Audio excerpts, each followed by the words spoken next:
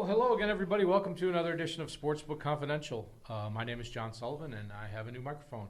I'm coming to you live from Seneca Falls with FingerLakes1.com studios, and this little show here is to help you learn and grow as a sports bettor. And as always in our recent programs, I am joined by Finger Lakes One producer Paul Russo. How are you doing, Paul? Good, John. Thanks for having me back on again. Good to be back. Doing well. Hope everything's well with you, and ready to learn some new stuff and get into the more meat and potatoes of football again this week. So yeah, we're going to do another fancy stat, as I like to call them.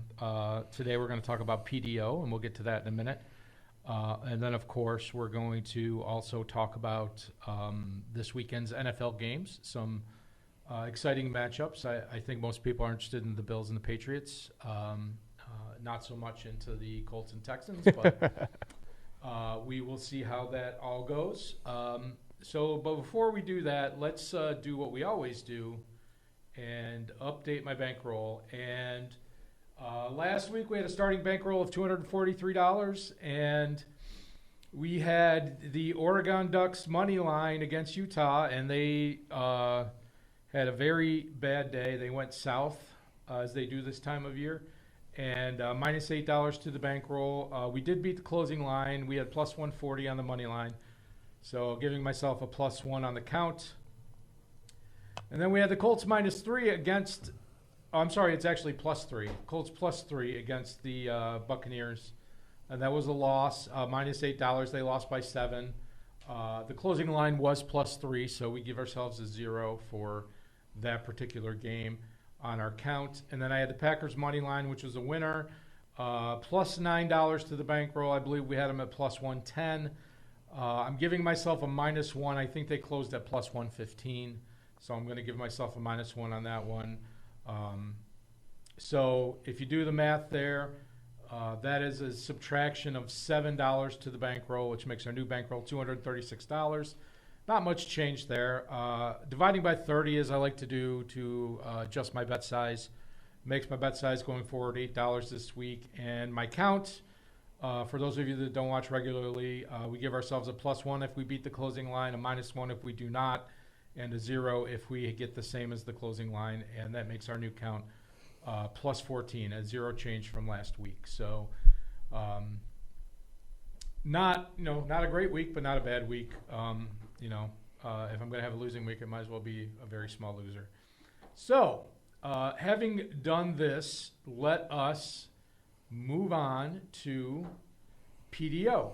And PDO is a stat that's used to quickly handicap the average of team offense and team defense. And I'll bring Paul in here. And so PDO is most commonly used in stats like, or in sports like soccer and hockey. Yeah.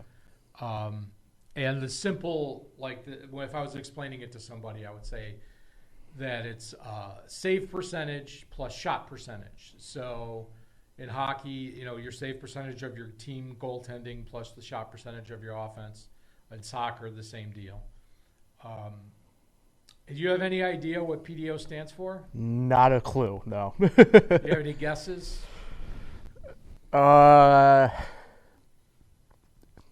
Points divided by opportunity. That's not bad. I came up with pizza delivery option. Okay, yeah. The best one, my best guess I could come up with was production of defense and offense. Okay. But the truth of the matter is, when it comes to PDO, what does it stand for? Nobody knows. The guy who invented the stat named it after one of his online accounts or his online handles.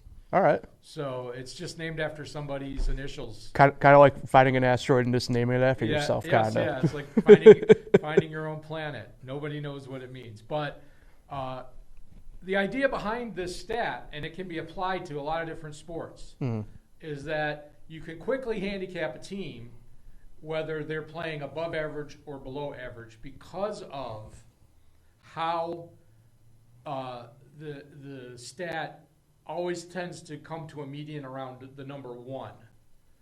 And, if you have For those of you that follow hockey, like a goalie usually has a save percentage over 90%.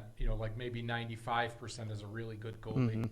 So that would be .950. And then the shot percentage, let's say their team shoots and they score on 11% of their shots. So that's .11. And you add those two together and you come up with 1060, I think. And that's over 1. 1.060 is well above 1. And then if they're playing a team that has a very low shot percentage and a very low save percentage, it's going to be under 1. So the middle is always going to be around 1 even. Right. So it's an easy way. It's like an easy eye test. You can just look at it and determine which team is stronger than the other, or if they're very close together. Mm-hmm. So we see here on the screen, I have most common examples of PDO is shot percentage plus save percentage, and PDO usually averages out around 1. So now we are going to apply PDO to other sports. So we're going to start with basketball, and you have a team's field goal percentage versus you have to do a little math here because you can look on any team stat page. If you go to your favorite basketball website, you can see their team's field goal percentage. You can see the field goal percentage that they allowed to their opponents. Mm-hmm. So you take 1 minus what they allowed to their opponents plus your own field goal percentage, and that's going to come out to either above 1 or below 1. And then you can just take any two teams and compare them. And in baseball, there's different ways you can go with baseball, but I find that OPS is a very popular stat, and it's pretty simple. It's on base plus slugging, but you have the OPS for your team and then the OPS for your opponents that you allowed. And that's a pretty good indicator of, pitching, how many extra base hits they're giving up, how many walks they're giving up. It doesn't really incorporate fielding as much as it could, but I still think for a one stat metric, it's a pretty strong metric. Mm-hmm. So you do that, so it's OPS plus 1 minus opponent's OPS. And once again, you'll come out with a number that's very close to 1, either above or below. Mm-hmm. And then I have football, question mark, because I did not have time to really go over all the fancy stats in football to decide which would be the best one to use. But I'm sure there is a stat out there that would be, very good to use for PDO for football. I'm not sure which one it is. I'm not going to venture a guess without doing the research. But it's just a matter of time before somebody clearly comes up with one. So we talked about, the last show we did, we talked about wagertainment. But before that, I think I don't know if we talked about expected goal. I know I did a show on expected goals not too long ago. But so you can have your expected goals. You can have your PDO. There's a few other stats we'll talk about in the next few weeks. But you can take all of these individual stats and use them to handicap games or handicap your teams, where you don't have to be a math genius. You don't need to have a spreadsheet. Mm-hmm. You can just say, okay, I've got Team A and Team B. And Team A is better at expected goals. Team A is better at, PDO. Team A is better at Pythagorean wins and other fancy stats. And if you see that this one team is lining up with all of these metrics, you can often have two teams in a game where it's a pick'em game at the Sportsbook. Each side is, minus 110 or, it's a pick'em game. There's no point spread. And then you could do look at all your fancy stats and say, well, this team's dominating in every fancy stat. So they're obviously the stronger side here. Mm. And there are times when there's an NFL game we have today where we'll talk a little bit about that. Yeah. But any thoughts on the old PDO? Yeah, so I think, I keep it on the hockey side of things, especially I think right now anyway. And, to me anyway, it seems like, we kind of now that we've gotten out of the first full month of the season where, initially off the bat you kind of had some chaos a little bit, I think. But now that we've gotten to, the part of the season where, I don't mean to bash these teams, right? But for instance, you know, your Montreals and your Vancouvers, who we know are just bad, you know, as opposed to, you know, maybe the teams that we know are going to be really good this year, like a Carolina, you know, like a Tampa Bay, for instance, something like that. So when, you know, to me, I think this is a really good stat if you have these matchups and they play each other where they're on an equal plane. And, you know, personally speaking, I wouldn't go near those games kind of in a way, but I think this is going to help if you're in a situation where you don't maybe know where to go exactly. Yeah. But you look at PDO and it's going to probably give you a really good angle of, you know, what side is going to be favored. Well, maybe not favored, probably the wrong term to really use the stronger side. Exactly, yeah. Which side is stronger? Yep. So I will say that PDO was originally developed for hockey. Yeah. And you can actually, there are websites where you can go, they update daily and the PDO is included in the stats and you don't even have to calculate it yourself. It's already just right there, which is something that I use. It's one of the things I use regularly when I handicap a hockey game. And I also want to say that I'm glad you brought this up because in the beginning of the year, PDO under a small sample size, if teams have only played 5 games into the season, not necessarily a very good representation. But if you get into the second half of the season and all the teams have 40 games under their belt, the teams with a high PDO are the teams that are definitely playing above average hockey. And it may not have been reflected in the win-loss. So, you know, they may have lost a lot of shootouts or they may, you know, overtime games. Right.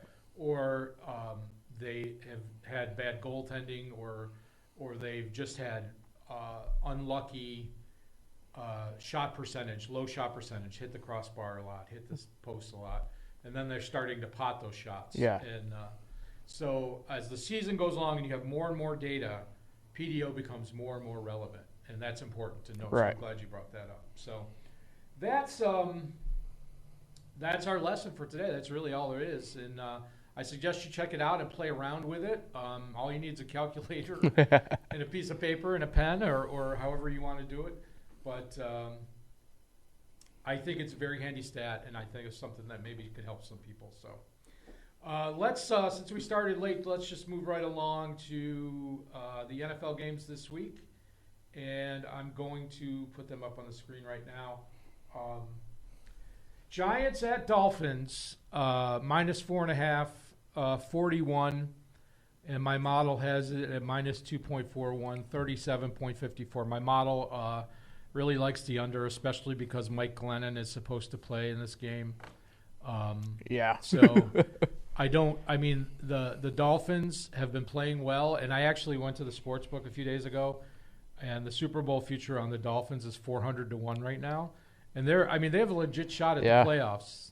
As much as I don't like the Dolphins, there is a path. It might be worth putting $5 on that. But I do think they take care of business in this game. So I like the under here, but I think it's probably a pass for me. So if you have any thoughts on anything, just hop in. Yeah, I think, this game is a prime example of if a quarterback was healthy, it's a different story to a degree. Daniel Jones, obviously, and it's a big injury when they label it as week to week in the NFL.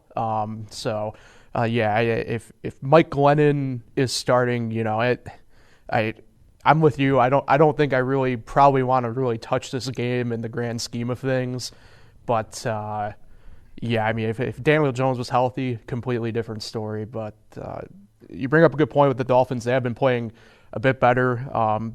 Not to venture too far off here, but kind of the Tua people here or the non-Tua people.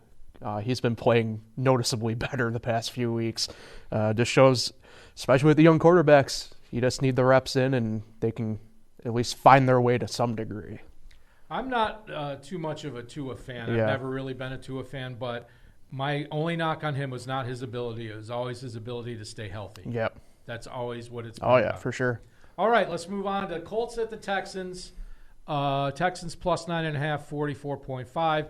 My model has them at about 13.5 spread and 44.55. So the model has it exactly the same on the total. but it loves the Colts here, and I love the Colts here. And the Texans have been playing poorly, but this is a game the Colts have to have, and I think they can win by 10 here. So I don't like this at 10. If it's under 10, I like it. And 10 is my cutoff. So, Yeah, I'm with you. Obviously, if you can get it below 10, it's Colts all day. And we talk about a team that's going to run the ball primarily. I mean, Jonathan Taylor's just been just fantastic the past few weeks, and they're going up against Texans defense that's certainly reeling a little bit post Jets game. So, yeah. When you get taken out to the woodshed by the Jets, you really need to reevaluate. Vikings at Lions. Lions +7, 47. I have it at +7.59 and 51.05. So my model likes the over here. Can't say that I blame it. The Vikings are a high scoring, allowing a lot of scoring. However, Dalvin Cook is out. Kirk Cousins doesn't always show up week to week.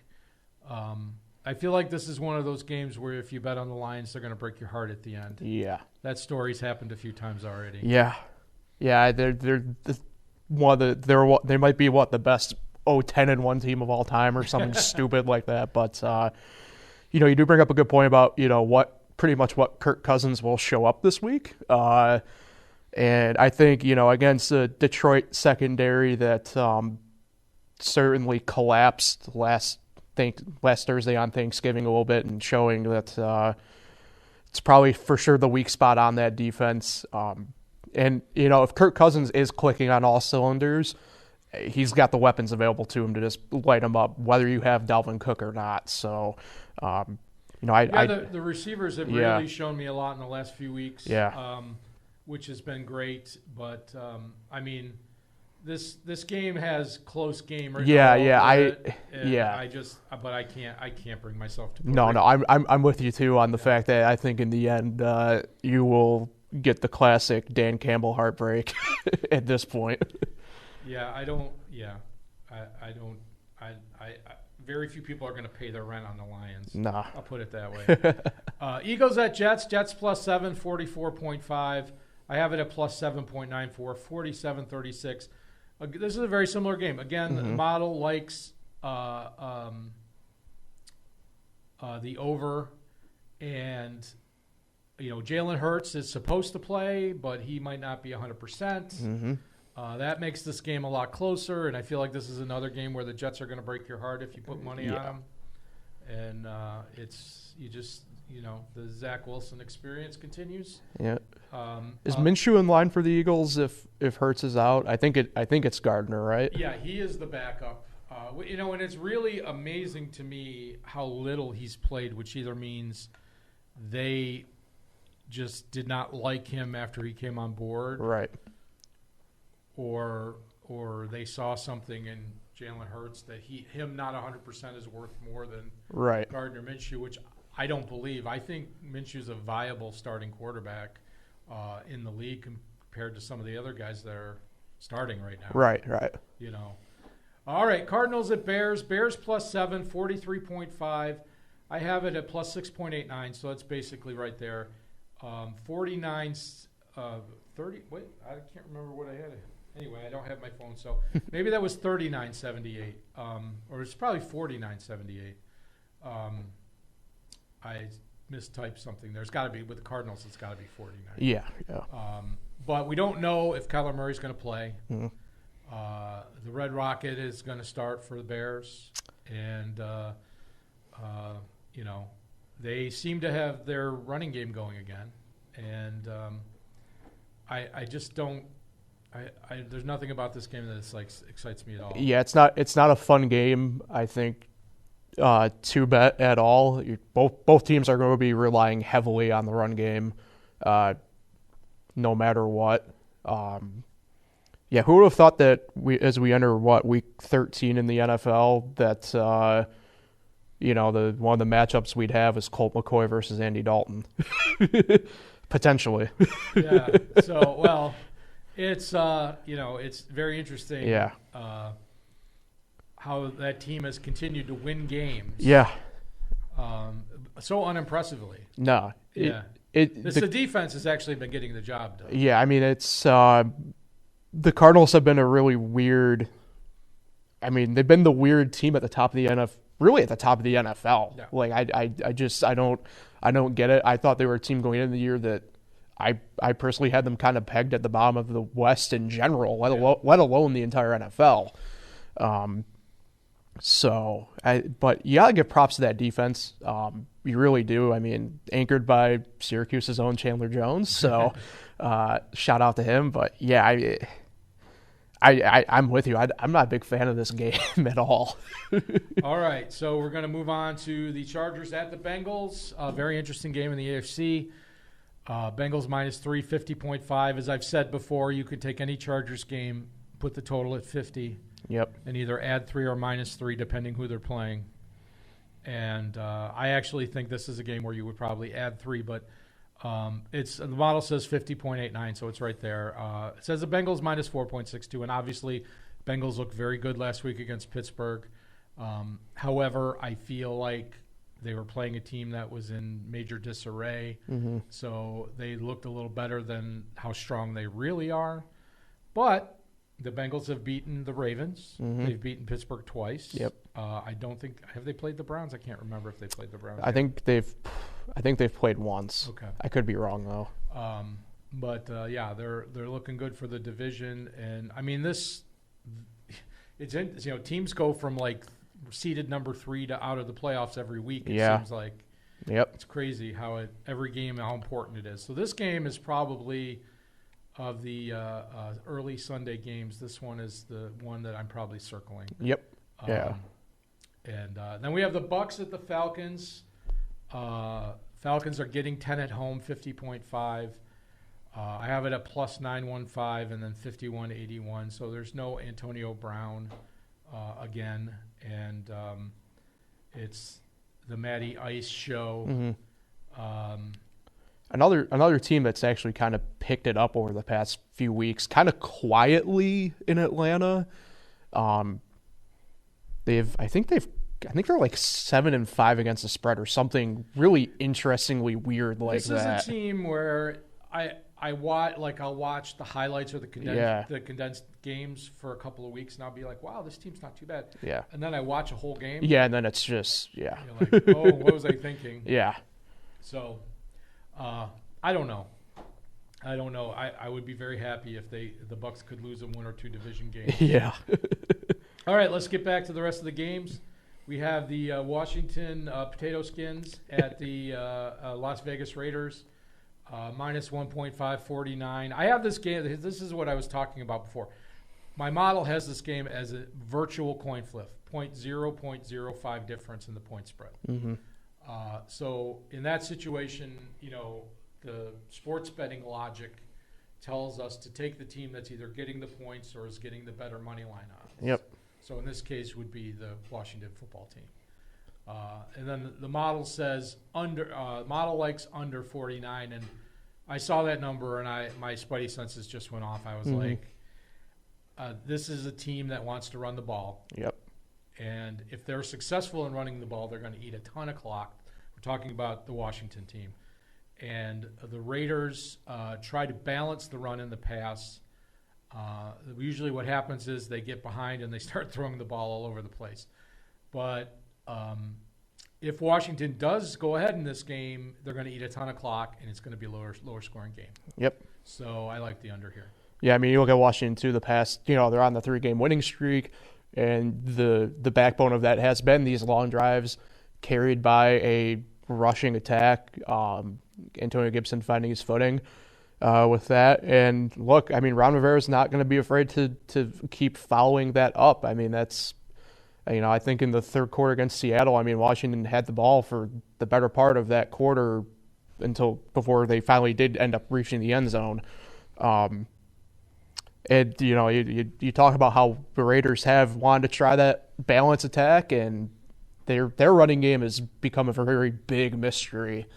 A guy like Josh Jacobs has become kind of quiet in recent weeks, and it makes you kind of wonder. And, yeah, I mean, if that line for the over-under stays somewhere in that range of that like 48 to 49, that's definitely under territory. And, I can't imagine Washington or the Raiders, for that matter, getting really anywhere north of maybe 21 points apiece or something like that.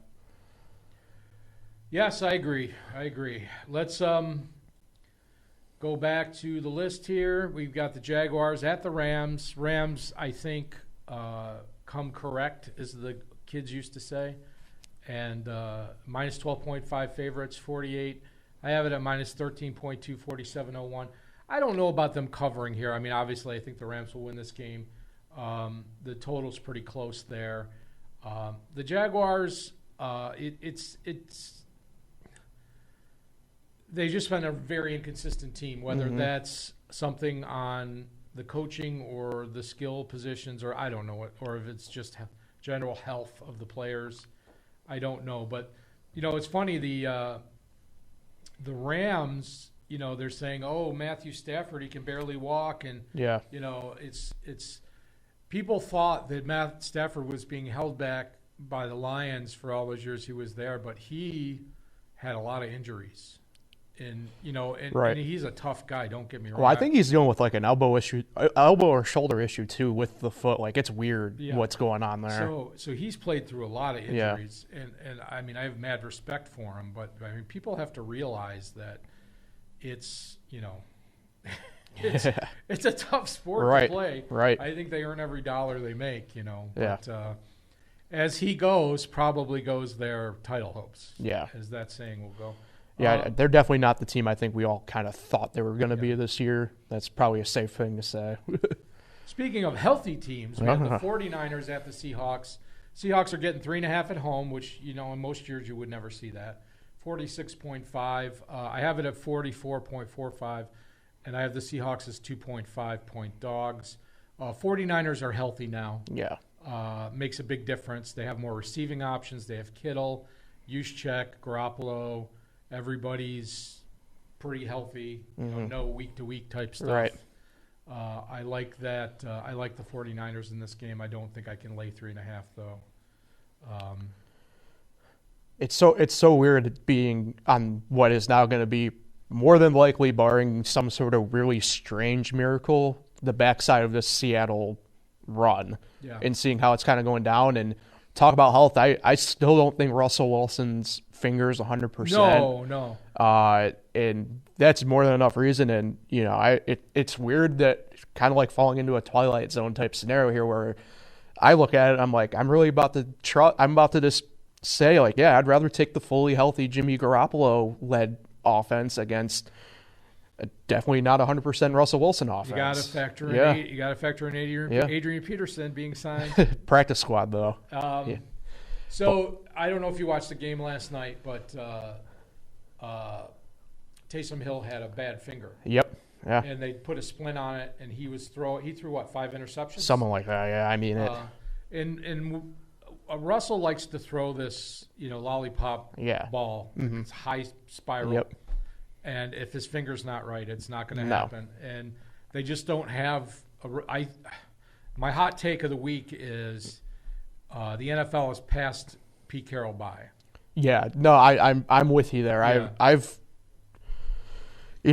probably unjustly put him on to a degree of the hot seat, the past couple of years at certain points. But I don't know if it's so much him not coaching well at this point with some of the guys they're just on that team. No, my point is, But yeah, I mean, I can't imagine a scenario where he's still head coach of the Seahawks much longer at the end of this year. So it's not that he doesn't have the ability to coach. It's the team, the way the team is structured. Yeah. I mean, DK Metcalf didn't have a target until the third quarter last week. That is obviously a coaching decision. Yeah. But the way the team is structured, the other teams have figured it out, and they have been unwilling to change. Mm-hmm. So we'll see what happens. Oh, what did I do here? I just moved everything around. Okay, let's see what we got here. I'm going to put this up on the screen real quick. Hey, there you go. Hello. We've got Broncos Chiefs, right? Yeah. Chiefs minus 9.5, 47.5. Chiefs on prime time again. Yeah. If you're not a Chiefs fan, that doesn't feel good. No. Minus 9.7, 42.73. So the model likes the under here because of how well the Broncos defense has been playing. And this is a game, again, a division game.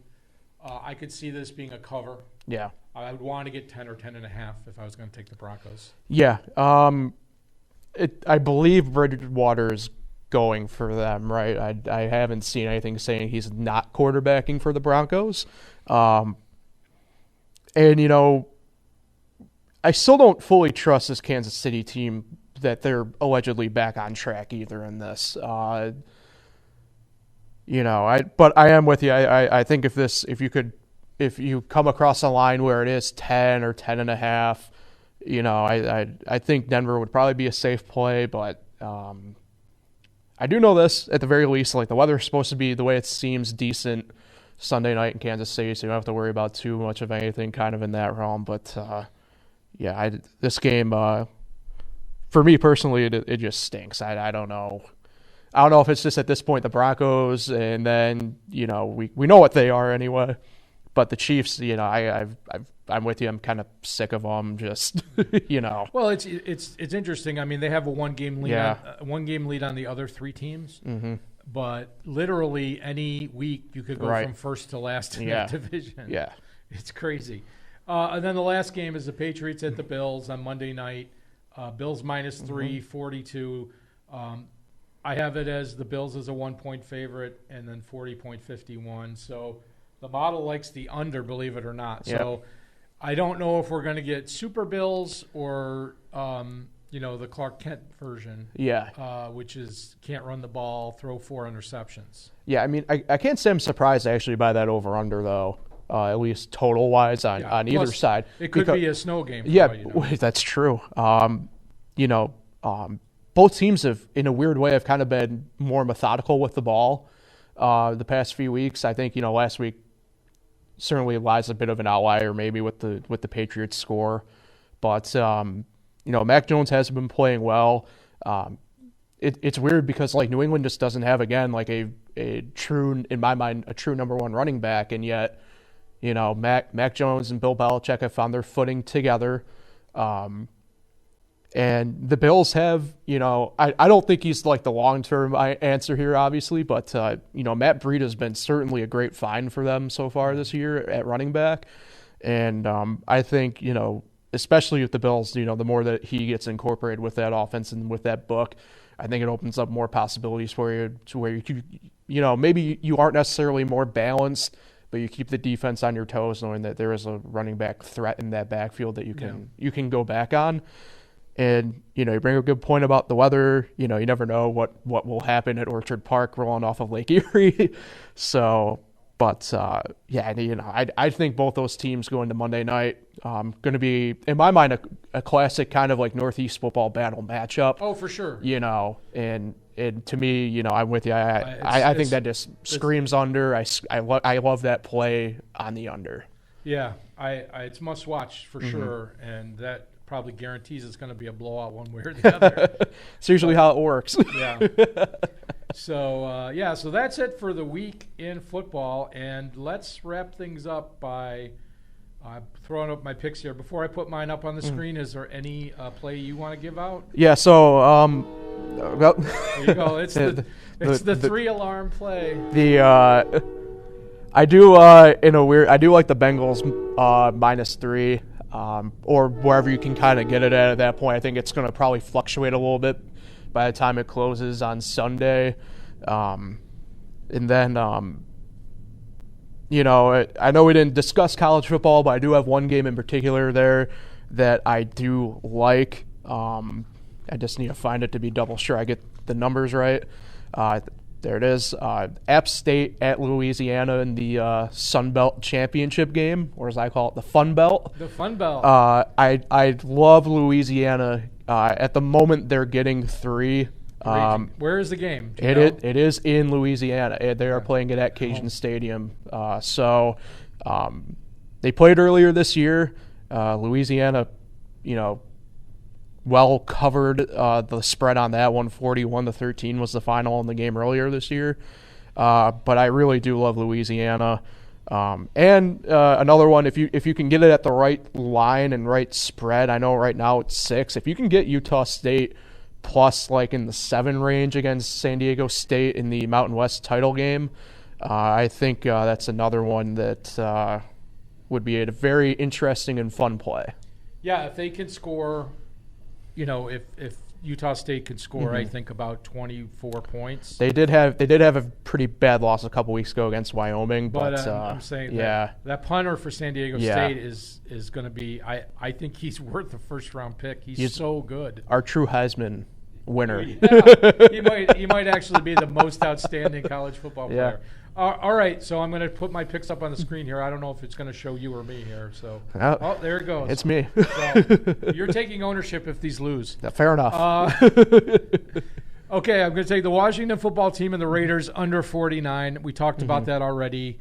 I just feel like if Washington is at all successful in running the ball, this game's going under. Yep. And I'm going to take the Colts minus 9.5 against the Texans. I feel like this is a must-have game for the Colts, and they may, there might be an instance where Houston backdoor covers this, but definitely not at 10, but at 9.5, I like that. And then I'm going to go Canadian Football League for you folks in the Eastern Conference Final, the home Toronto Argonauts against the Hamilton Tiger Cats. They're 1-point favorites, but I'm going to take them on the money line at minus 115. I'm pretty sure they're going to face Winnipeg next week in the Grey Cup. And I might have to have a pick for that one too. But I'm going to watch that game on Sunday and then just sit back Monday night and watch the Bills and the Pats slug it out. So, all right. Well, thanks, everybody, for joining us. And I'm going to play the outro music for you, and we'll try to get some winners and see you next week. Take care.